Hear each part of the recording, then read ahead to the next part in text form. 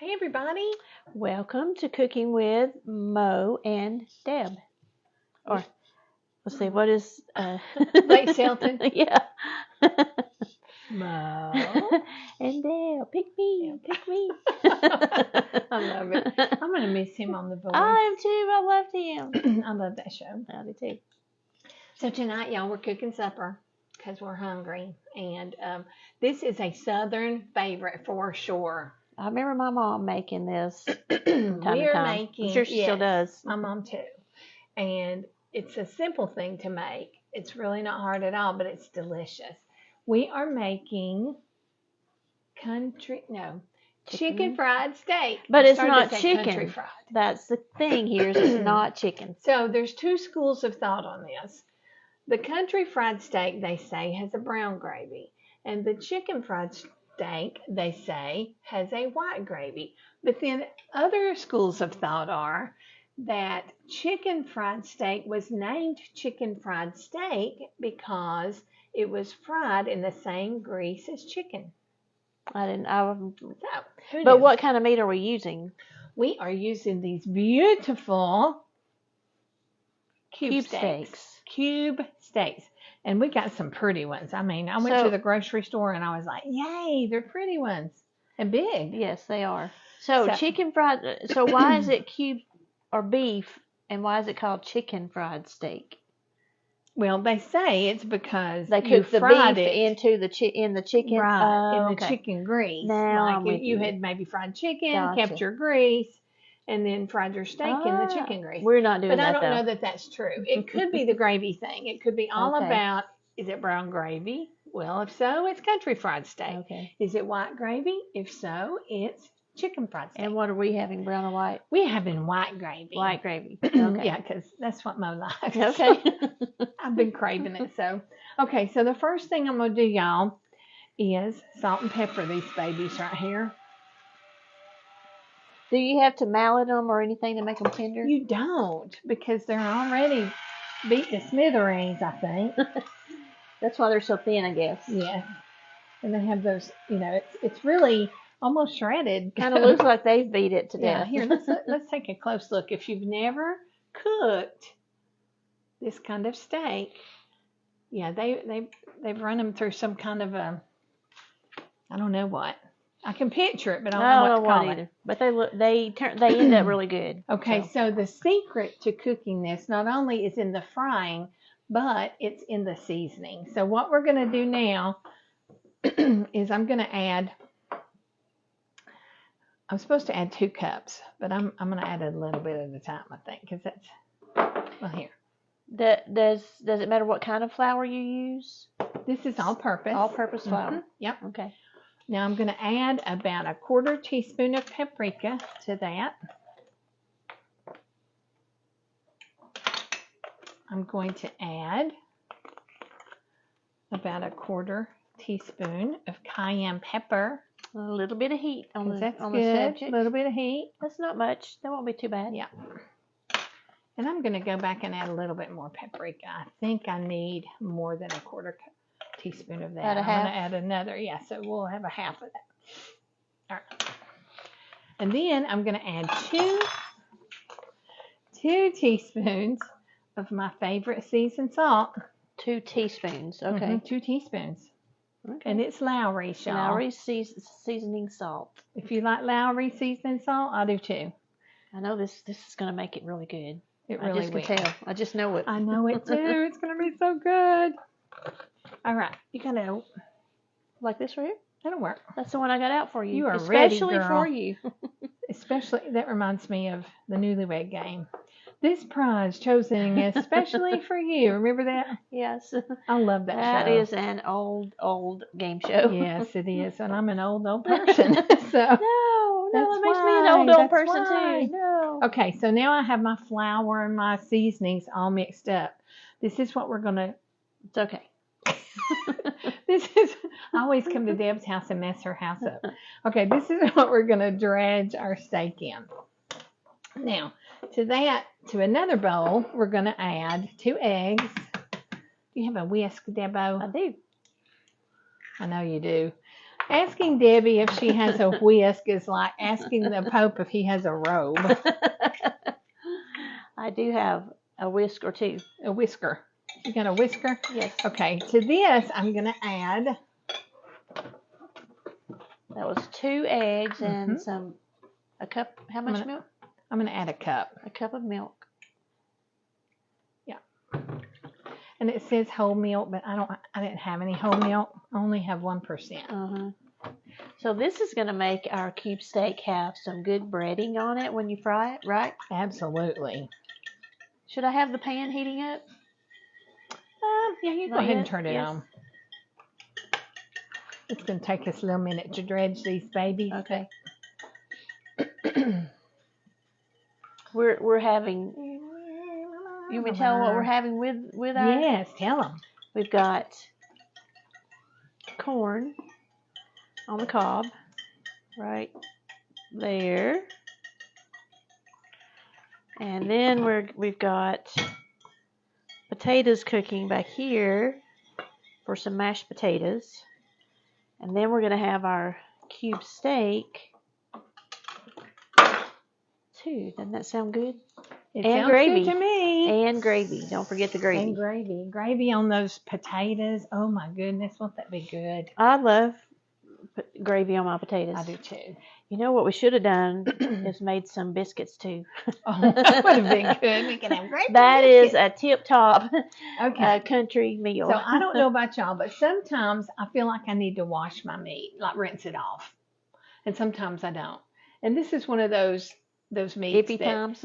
Yeah, I'm not gonna. I washed some off and it started like crumbling apart. So I'm like, you know what? I don't think fine. When I've cooked the cube steaks, I don't think I washed those. So you know I've put salt on the front of these, but I didn't put salt on the back, Deb. So let's salt and pepper the backs of these babies. A little bit of salt. And a little bit of pepper. And a little bit of pepper. And Deb's fancy salt and pepper shakers.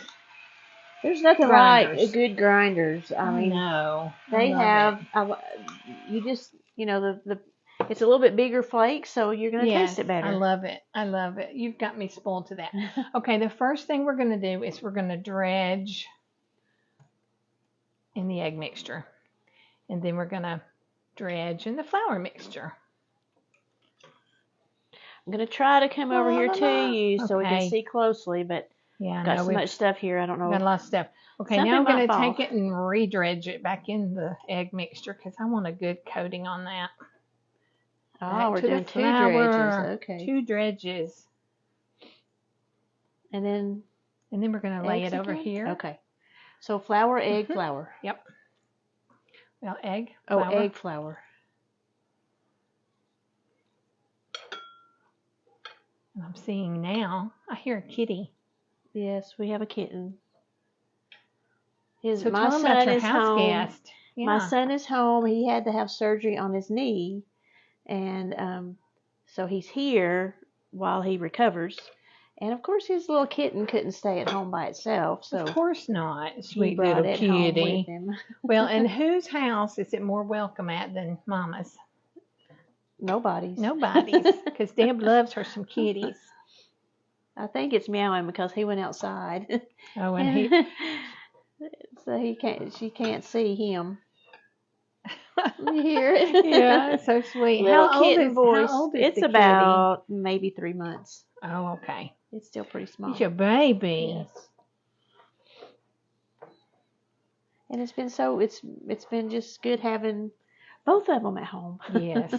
I'm sure. Look at this messy hand I've got over here. We're going to have to make more flour, too. We are going to have to make more flour, and I'm going to do it really quick. Let's do pause the spices while I make more flour mixture, y'all. We'll be back. Still parking. Okay. So now I have got this pan just about as hot as it needs to be. I'm going to pour in some oil. This is just canola oil. You can use whatever kind of oil you like to use. I'm going to get enough in that pan that it comes up on the sides of this meat, but I'm not going to get so much that it drowns the meat. All right, so here is our steaks going in. The pan is hot, but the oil is not. I'm just going to put them around there. Your oil can be hot or your oil can be cool. I was talking to Tink. Oh. She just got here. Hey, Tink. Tink came in. He's going to be eating some of this supper, although he said, "You're trying to make me fat." But I'm really not.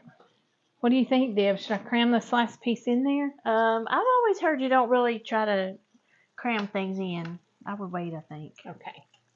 That's what I've heard. All right. So we've got all of that in the pan, and I think that's probably true, Deb. So can you see? There you go. There's our skillet. It's frying with up. Our cube steak cooking. And the other things are still Our cooking. corn is a boiling. Look at that, y'all. That's going to be good. That is that, what do you call it when it's sweet? White and yellow? Yeah. Peaches and cream. Oh, okay. I think that's what it's called.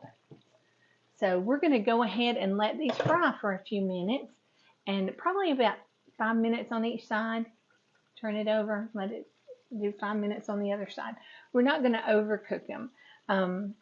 Some people like their meats well done, and that's great. But with this, you don't want to cook it too long because it will get dry. It will get dried out. Yeah. You know. So we'll be back in just a few minutes, show you what's happening.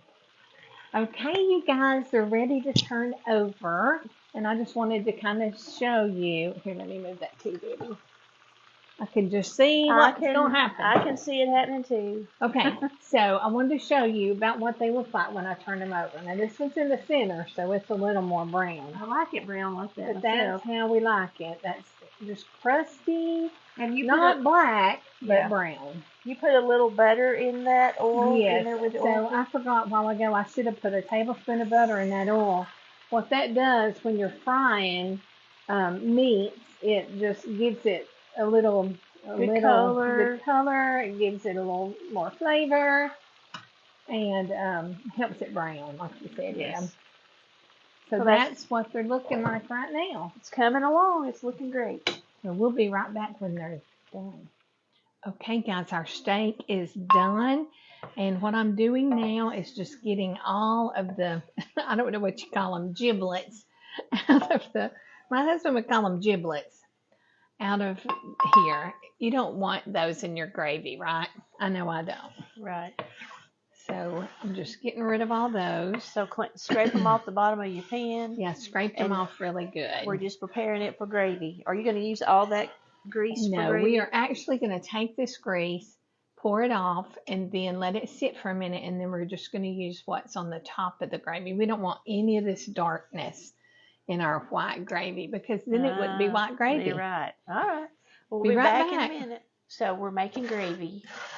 And to me, gravy is a hit or miss. It's a hit or miss. And it's a thing you got to practice. You might make it 3 times and it be perfect, and then 1 time and it just fails. So you just got to do it a lot. Practice it, and then whenever you will have the way you do it down pat, and it'll work out every time. So Mo knows how to make gravy. I can make it.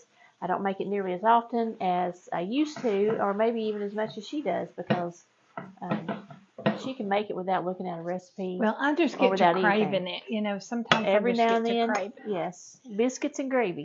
So I went ahead and kind of rinsed my pan out too, because I really just don't want any of that yucky crust in this. Now, sometimes you don't mind having a little bit of that, but we want this gravy to not have it. So I'm pouring just about maybe a 1/4 cup, maybe not quite that much. Of oil. That's the oil from what we fried the chicken fried steak in. Chicken fried steak. All right. So do you have your little nylon whisk, Deb? Yes. I've got it. I brought Deb a present because when I open my evaporated milk, I have one of these bottle openers. Do y'all have one of those? I've needed one, but I've never bought one. But Deb did not have one, so I brought her one. I had 2 at my house. So it's great for open evaporated milk. Here it is. All right. So I think my grease is hot enough, Deb. So I'm going to go ahead and sprinkle in some flour. Not all of it yet.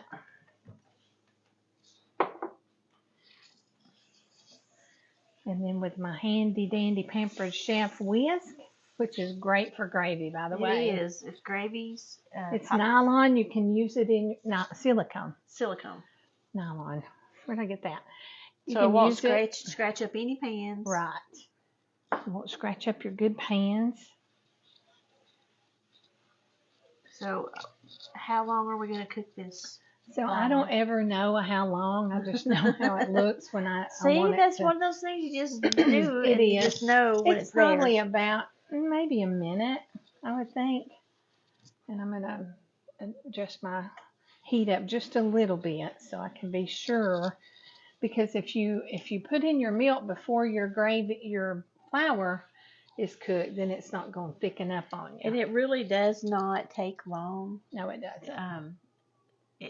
That grease and flour cooks really fast. Uh-huh. So you got to keep an eye on it. You got to continue to stir it. So it's really the last thing you make of your meal. Yes. Because it takes like 5 minutes or less. Yes.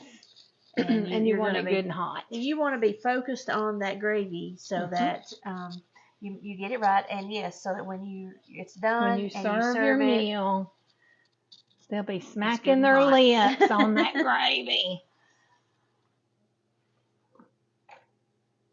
A while ago, I got the eye too hot. Now I've turned it down. It was hot enough. You haven't cooked enough on my stove. That's right. It's funny how you get used to your own stove and how it cooks. But that's fine. We getting there. We are getting there. That corn is good. It's gonna be. Our other things are ready. We're just waiting on everything's ready. And I know Tink and Josh are ready too. Yeah, they're outside on the porch talking. I'm gonna put just a wee bit more flour in that, Deb.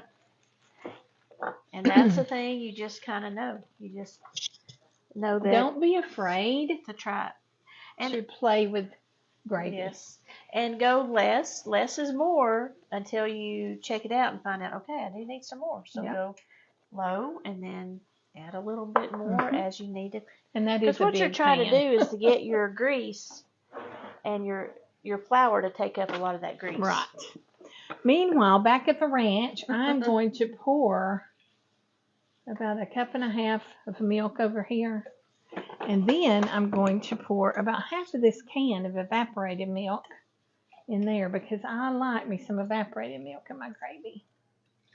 You can see our chicken fried steak sitting there just waiting. Yeah, let me show y'all that. All this flour's getting ready. Steaks. Look at that. Doesn't that look yummy? I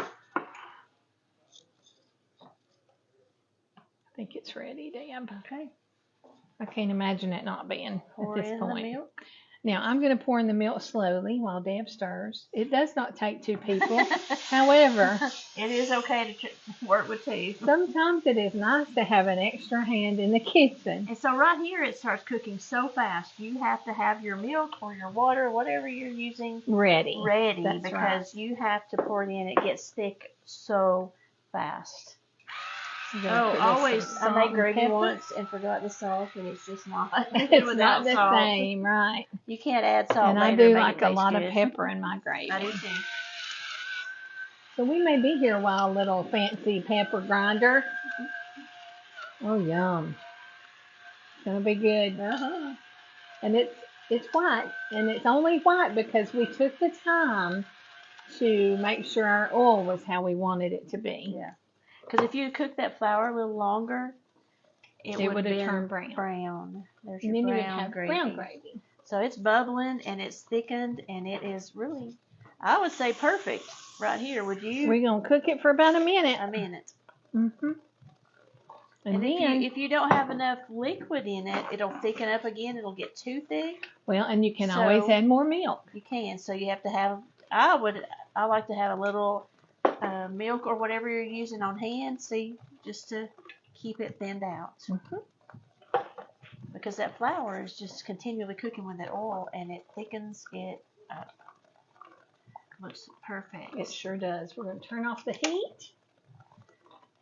And we're going to remove it from the eye and put it in this bowl. And we'll be right back to show you the final product. All right, y'all. Gravy is done. Look at this gravy. Looking Yummy great. gravy. Yummy chicken fried steak.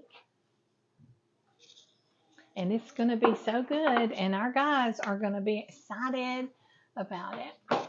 Turn the camera up so we can see your face. Well, There we your go. face too. Where's your face, Debbie? There we go. So y'all, chicken fried steak, it's not hard. It does take a little bit of time, and it Didn't take takes that long though, did not it? really. I mean, in Not between, really. if we hadn't stopped to film and do the things that we That's do, true. it would have been gone quicker. faster. So it's Yeah. really not, continual cooking is Yeah. not that bad. It's not bad at all. It's easy to do. We're going to have the recipe in the post, so you guys try it. If you've never tried it, if you've never tried eating it, you know, it's delicious. You're going to like it. Yeah. Enjoy. Bye. Bye.